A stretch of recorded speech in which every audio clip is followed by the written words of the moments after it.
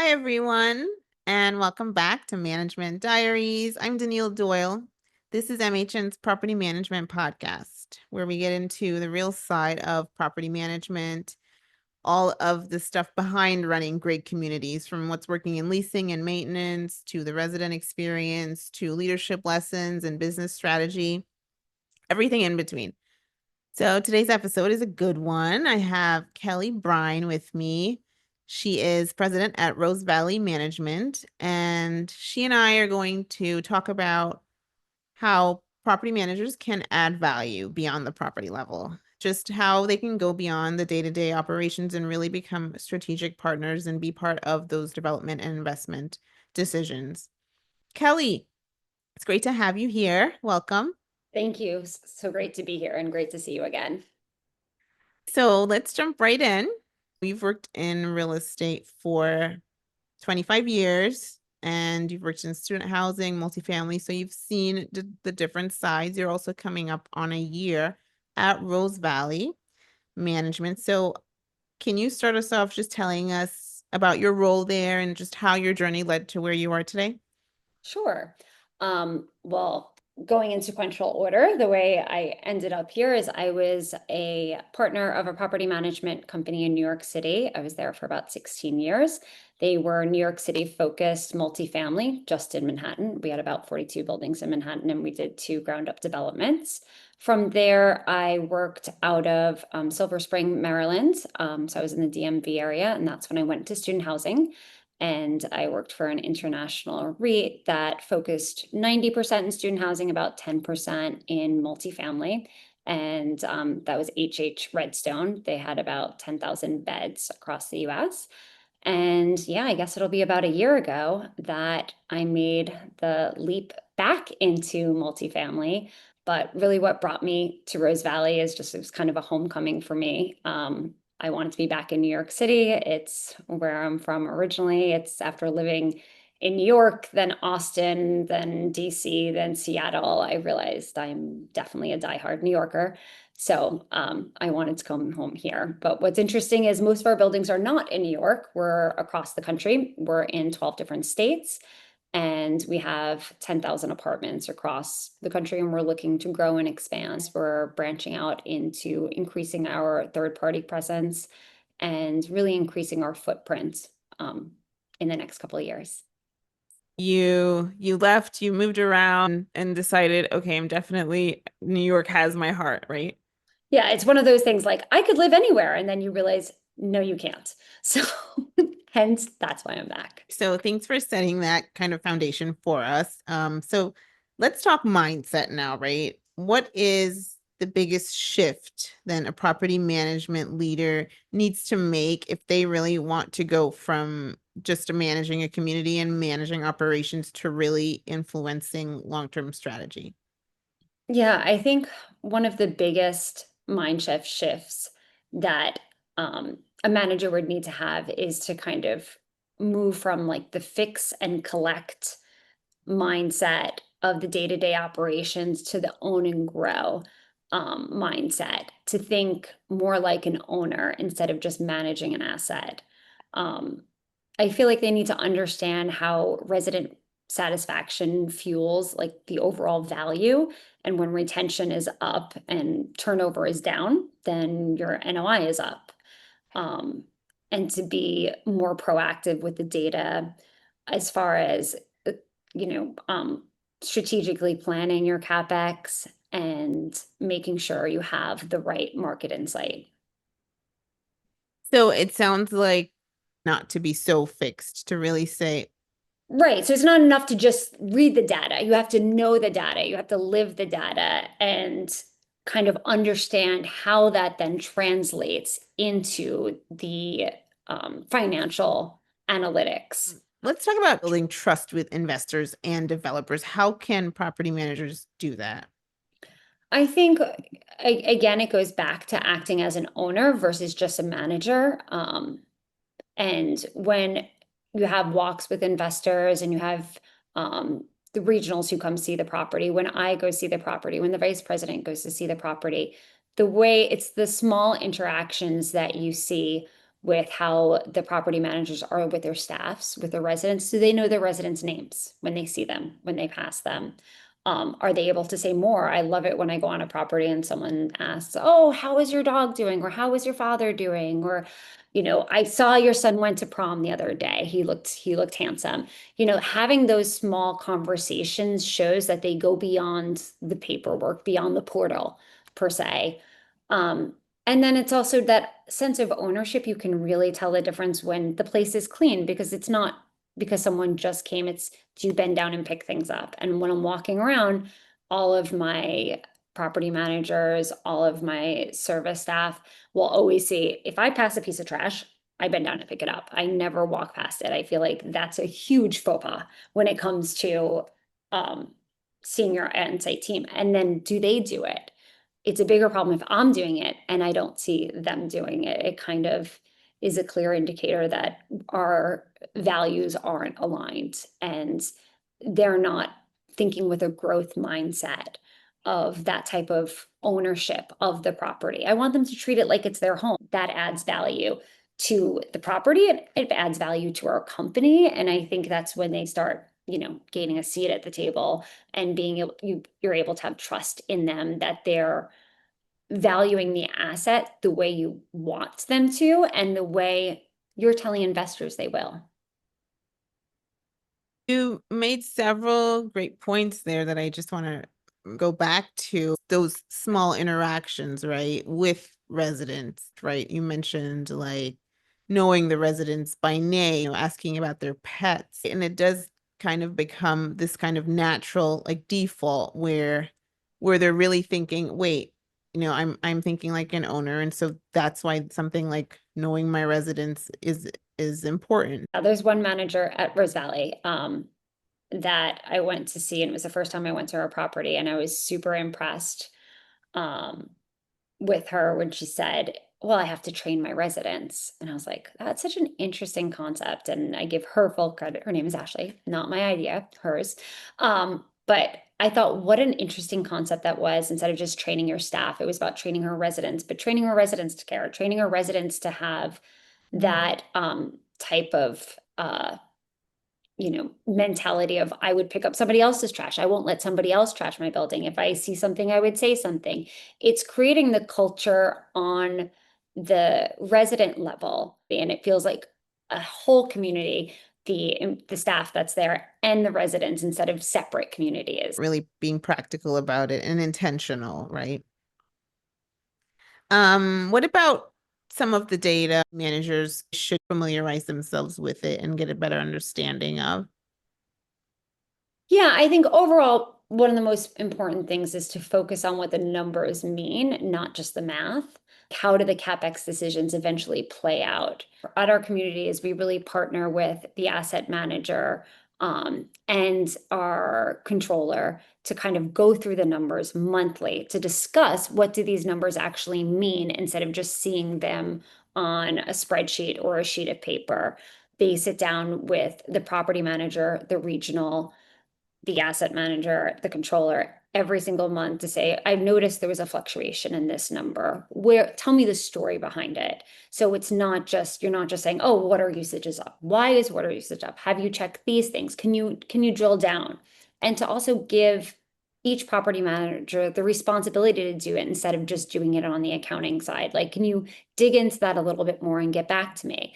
And to also have the type of culture where you allow them to ask questions without feeling bad about it, instead of just saying, ROI, to say return on investment the first couple of times, or to kind of play out those numbers so nobody feels intimidated by an acronym. I think that's really important to be able to learn, because eventually all the property managers, they want to understand the numbers. They want to have that kind of ownership because it gives you buy-in. You feel like you can control more of the outcomes. And especially if your bonuses are based on how well the property is doing, of course you want the property to do better as well. So to incentivize it, I think is also really important. Another aspect I think that's really important for the property managers to do is to really be the expert of their own communities as far as what the market data is. Right now, there's so many different pricing modules you can add on and different AI tools. And there can be a little bit of a disconnect between the market data and the communities. In our community, we do our, market surveys by going to properties, and it's something that took some adjustment with some people that were new on board because they're so used to getting all their information from a computer program.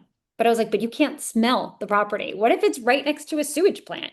You wouldn't even know that if you weren't there. What if the person behind the desk is not very nice and is very cold? What if they don't even have someone at the desk? Like there are so many interactions that you're not able to really um, understand and feel and touch and smell, and to lose all of your senses and just use your eyes because it's a computer, you're missing out on so much of the information. And then also just to be competitive, when somebody else comes to tour the property, you should know your comps better than that person does. So if someone says, "Oh, you say if are you looking at anything else today?" and they say, "Well, I'm looking at that," you could say, "It's right next to a sewage plant. I don't know if you knew that, but you should know this information." Or yeah, it's great, but the inside is painted yellow. You might want to just know the information and know what if also the reverse is happening. Like you need to know where your community lines up. And I'm always looking to the property managers and the regionals, but particularly the property managers to give us that information because they're the resident experts. I want to go back to getting that buy-in from them. You brought up a really good point about the acronyms, making it so that they're not intimidated because you really want to kind of cultivate that mindset, right? But if you're sort of speaking, at the high level before they have that understanding, then if they're intimidated, they might not be as eager, right? Right. And they could also feel like they're doing something wrong or they don't know something. I don't ever want to be exclusive when it comes to information. There's no reason to be like there's no reason to hide it or to make people feel not smart about it. Like I'd rather them to feel empowered by the information and to understand it. Just taking that really inclusive approach and making sure that they feel like partners as well. And the other really great point, the color of the paint or someone being behind the desk, these are all things that you really can't measure like through a computer screen. And it's a really great point of like why it's important to be there and to go there. One thing that is different that Rose Valley Management does that not all properties do is we have our regionals that are on site 4 days a week. We want to be able to grow our property managers into regionals soon, also. But I think we still need that level of mentorship that's also like in-person mentorship. We've also learned to change our mindset to move our meetings to mostly Mondays and Fridays to give more room for travel during, Tuesday, Wednesday, and Thursday. But all of this is actually, it was their idea, wasn't my idea, as far as like when to have meetings and stuff. It's to just ask questions, to the people who are doing the job, like, how do you think we could do it more efficiently? How do you think we could do it better? And they're like, I hate having meetings on these days when I'm traveling. I'm like, okay, great idea. Let's change it. What are some ways or that leaders can help property managers just get more comfortable with some of that investment language without, them feeling like this is just so overwhelming? Right. Well, I think taking it to the basics in the beginning, as like a story would go, to start with the budget, right? But before we have them just start, we kind of go over a budget boot camp where we break it all down, and we do this every year. And our accounting team is amazing at doing this, and we all work together. So it's not like our company's not very segmented, we're very big into collaboration. So I would work with the asset manager and the controller to kind of go over what it is that we're going to talk about with them. But the controller will really break it down and again, leave that space in that room for questions. And she just has an amazing way of speaking with all the property managers to make them really feel comfortable asking questions or bringing up any concerns they have. and they'll just break down why these numbers are here, what all the GL codes are, why the GL codes are listed in this way.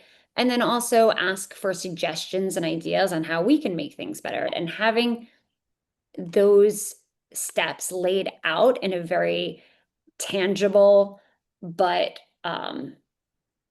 easily consumable way makes it, I think, when you do it step by step, doesn't make it seem intimidating. It doesn't make it seem overwhelming. And then we also, do cross collaborations with other property managers so that you can compare why would pricing be, this high for the landscaping here, but then be at this price for this landscaper. Let's cross collaborate. Let me get a price from your landscaper. You get a price from my landscaper. I think that type of teamwork always makes any kind of task that might be daunting a little bit easier and can almost be fun. And I think trying to make things fun is my number one goal in life, right? And if you kind of challenge yourself, like, let me see if I can beat last year's number, or let me see if I can get this better, and to be able to teach them to be able to think about it strategically. And I think they do. I mean, I would like to say I coach them all. I think a lot of them are there. Like they're really, really great at their jobs and they do know their communities more. But being able to discuss it on a holistic level with, everyone in accounting and asset management, everyone needs to understand the story. And if there's a hole in the story somewhere, that's when we kind of need to drill down all together as a team and figure out why would water consumption go up only in this part? Why would we need so much more paint in one area but not the other when our turnover numbers aren't there? Have the numbers make a story for you, but then also be able to describe the numbers by telling the right story. And it should always sink in. Right. And so you're really teaching them how to tell that story, right? And making sure that the collaboration is a really big part of that. When it comes to doing the budget, it's not really a surprise or a brand new thing. You're reviewing it every single month with accounting. You're going out, and it's not just a report. Again, you get a report, so different than being on, a video call with, three accounting professionals that are saying, hey, I see there's a variance here. Do you know why there's a variance? Let's talk about it, versus just getting a report. It's just not the same experience. It's what's behind the numbers. Behind the numbers is so important, Because especially when you're dealing with value add. because it's so easy to just kind of regurgitate, right? What's there. Sound bites. Yep. Yeah. Oh no, the oil consumption's up this year. It must be higher. It might, prices are up, inflation. Give us more, and we'll also we put it all on a spreadsheet for all the managers to see. We have weekly reports that everyone can see because I think everyone wants to see how am I measuring up to the other properties too? Is my delinquency high? If I hit 5% delinquency, what does that mean for my income? Where does that put me for my NOI? That type of insight, I think, is really important to letting them understand how they can affect the change in their NOI and how they can make a difference for investors, because they have that buy-in, because they have that ownership. Nobody wants to say like, oh, why is my property performing worse? Was there a storm? Like sometimes in Florida, when we had property in Jacksonville, we saw that we just didn't have as much engagement. Okay, there was a tropical storm. Makes sense. People weren't shopping properties, looking for new homes during a tropical storm. But the story behind the numbers is really important. Right. It's almost that this story is even more important, becomes more important than the numbers, right? When you think like an owner, you don't just say, I want to do all of these things. You think, let me prioritize. You make sure that you choose which projects you're going to work on. And if you're going to be doing a renovation, what your trade outs are going to be, what would be the increases be after which, because you don't want to roll out an entire renovation project for 20 apartments and you realize that the trade out isn't the number you thought it would be. If you're unsure of the market, you have to test the market. And when property managers are thinking like owners, that's what they want to do. You're encouraging them to really educate themselves and not just, okay, these are the numbers, and that's most likely they mean this or they mean that. But what specifically do they mean? And everyone wants to grow, right? The company wants to grow, but individuals want to grow. And there's no reason why we shouldn't grow at the same time. I think learning is incredibly important. When I was at Sky Management, at one point, I was there for a very long time. And I realized I felt like I wasn't learning enough anymore, so much so that I with my other partner who was more senior than me, I had learned something new Thursdays because I was like, I just have to learn something new at least once a week. And every Thursday, I made sure that we did something where I could learn something completely new, whether it was going through different boiler systems or other mechanical systems or new HVAC systems. I was like, I just need to learn something new. Love that. I'm gonna make that my mantra. I'm not sure I'll go with Thursdays, maybe another day, but Mondays is like too much of a Monday. Fridays, already Friday. So I don't know. It was Thursdays at the time. This was pre-COVID. So maybe it would be the new Wednesday as Thursdays have become.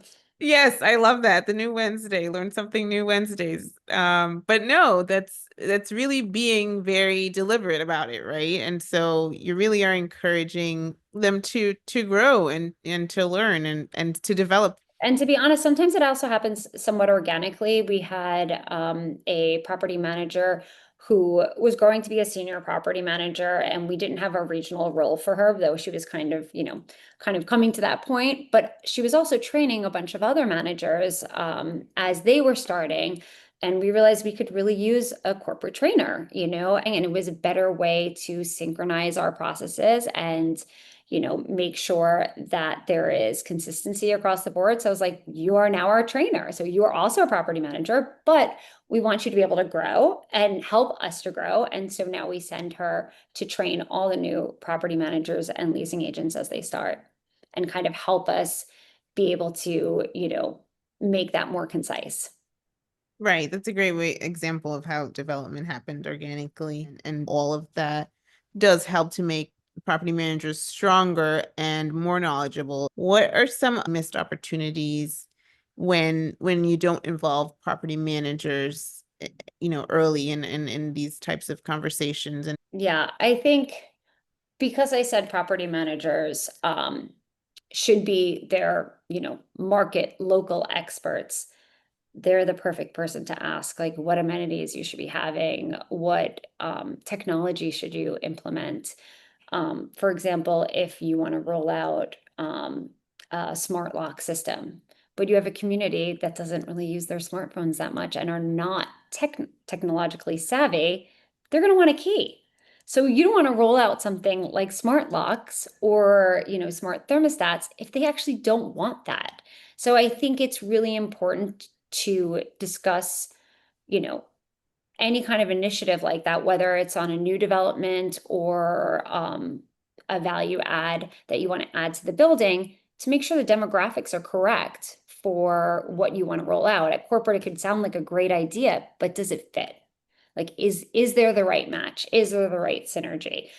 Some places like tennis, some places like pickleball. Like, which ones do you have? Does everyone we recently found that in some of the gyms, no one looks at the TVs anymore. And I was like, they don't use the TVs in the gym. And I realized it could just be demographics, not to, age myself on a live podcast. But like I was like, oh, I like the TV and, my phone to listen to music when I'm at the gym. But a lot of people like watch shows on their phone, and sometimes it's related to age. Like people are used to that. And so it's important. I was like, always like, let's not guess. Let's ask the people that are there every day, what does your community do? Like, do they notice? Are they observant? Are they in tune to what's going on? And that's, all telling. If they're not, then that's your problem, right? Before you even get to what you should be rolling out. But usually they know better. So just ask. some of these decisions that are made at the corporate level, and really they may not, once they kind of trickle down and get to the community, they really just sometimes they just don't even make sense They don't for. translate. Exactly. Anytime I talk to the property managers and they say, "Oh, I don't know," if they say like our community doesn't like resident events. I'm like, no, everybody likes resident events. We're not doing the right one. Take a poll, ask people, talk to them. It depends, and every community is different. It's amazing. But just find one that works and then trial and error. But you have to get to know your demographics and you have to have those conversations. It's mostly through casual conversations that you get the most information. Something might seem like, a certain activity or certain event might resonate with them, but if you ask them, then you might find out actually this doesn't, right? It does it. Like where do they go? But have breakfast on the go. Like, but what do they want to eat? What? Do they just want coffee? Sometimes they just want coffee and a muffin. They want something they can actually grab. Do they want to stay and eat it because they don't want to go to their car with their food or their coffee? It's just about engagement. So you have a lot of day-to-day demands, right? You're very busy and you're managing, you have a team of 200, you're doing on-site visits. And so with all of that going on, how do you carve out the time and the headspace really to think bigger, right? And would you have any advice to share with other leaders, in that position? Yeah, I mean, I think one always forgive yourself because I think I'm toughest on myself. I feel like I'm always like, I could be doing more. I should be doing more. I keep running to-do lists on my notes app. So on my phone. So I'm always on my notes app. I have so many to-do lists. I have to-do lists about my to-do lists. So that helps me just kind of focus and be able to always know to go to one place when I'm looking to add something to it. I also try to block out at least 60 minutes a week, but I would say more to just kind of have like thinking time and brainstorming time. Um, and personally, I'm more of a collaborator. I really like bouncing ideas off of people. So I know with my vice president, I talk to him often. I would just be like, I just need like an hour to kind of brainstorm. And like it's totally okay to ask for a pep talk. I do it all the time. Like, I just need a pep talk on this. Like, can you give me like a few minutes? And I love it when people do it with me. And then also just use your resources around you. I think that's the biggest thing. Like the people you have are your biggest resources. This past week, and we plan on continuing to do it, we had a meeting with all of our regionals, and it was like scheduled to be 2 hours, which is really long for a meeting. And we did a 2 hour lunch meeting on Teams. But I was like, we're gonna order lunch because it's a really long meeting and I don't want anyone getting hangry. Um, and we can talk about lunch and just to kind of keep it a little bit more casual. But really just to talk about everything we don't have time to talk about. And that's what it was. It was just like different topics and to be able to understand what they were thinking and what their train of thoughts, because it can never just be one person. It could never just be me to be able to lead the growth of the company or be able to think about bigger things. So you want to be able to make yourself open to listening to everybody's, advice, ideas, thoughts, and they might not always be good, but you just like throw them out there and see if they stick. But I think having a collaborative environment and culture that can organically breed growth is really what's best. And then just making sure you give yourself space and time to always be thinking about it. Like, how do you think we could get bigger? Even asking the property managers, what do you think we could do? I love outside the box thinking. The Notes app is amazing because I too am a heavy Easiest to-do thing, right? list But I love it. maker. I don't know what I would do without it. I just have everything there. I know. I have to tell people like I'm not texting right now. I'm taking notes and lists. And I love when I can delete a list. I'm just like, it's the best. If you were designing sort of a training plan or a guide for investment and development minded property managers, if you were building that from the ground up, what are the top three skills that you would look for? The first would be to understand the value of how your daily ops um, overall affect the NOI and how it affects the value of the asset would be the first. The second would be just operational foresight, being able to anticipate things before they happen versus react, to be able to kind of see around the corners and know when something is going to happen on your property. The third would be strategic communication, to really have all of your communication be purposeful, to speak confidently to your investors, development teams, partners, and to your residents. I just want to switch it up for our last question and just end on a bit of a lighter note. I've heard you say before that kindness goes a long way and being genuine and just being kind to others. And I'd love to know in the past week, or just recently, if there's been a moment or an encounter or something unexpected where someone just did something kind that kind of, stuck with you or made your day. Yeah, I mean, I had written about this on LinkedIn, and it was just a small act of kindness, but I think sometimes the small acts of kindness that happen on a daily basis sometimes get overlooked. And it was a very long day. I was on Zoom calls all day, and another coworker in the office had just noticed I hadn't had a chance to eat at all or eat lunch, and she just walked into my office while I was on a call and slid me part of her lunch and walked out. And I thought that that was so just generous to do, and to do without recognition, without asking for a thank you, not even asking me if I want any, because then I'd have the opportunity to say no.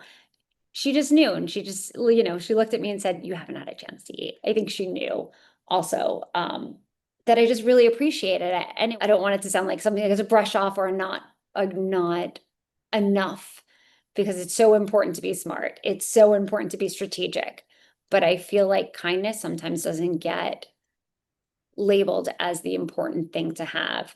And a culture of kindness is what I have right now. And I think that's what drives a community. It's what's going to drive our numbers. We all value intelligence and strategic thinking, but sometimes we forget to lean into putting value on kindness. And I think it's equally as important, if not sometimes more important, when it comes to creating the culture within a company to promote a culture of kindness. Kindness goes such a long way, right? Both in our work lives and our personal lives. I do want to thank you so much, Kelley, just for sharing all of your insights and so many things that I think our audience can really take away. The fact that leadership isn't just about decisions, it's also about teaching, it's also about uplifting, right, and engaging with property management teams and really making sure there are opportunities for buy-in and having that connection. Really enjoy chatting with you. Thank you so much, Neil, for having me. I really appreciate it. And thank you everyone for tuning in. If you enjoyed this episode, please hit subscribe and we'll see you next time.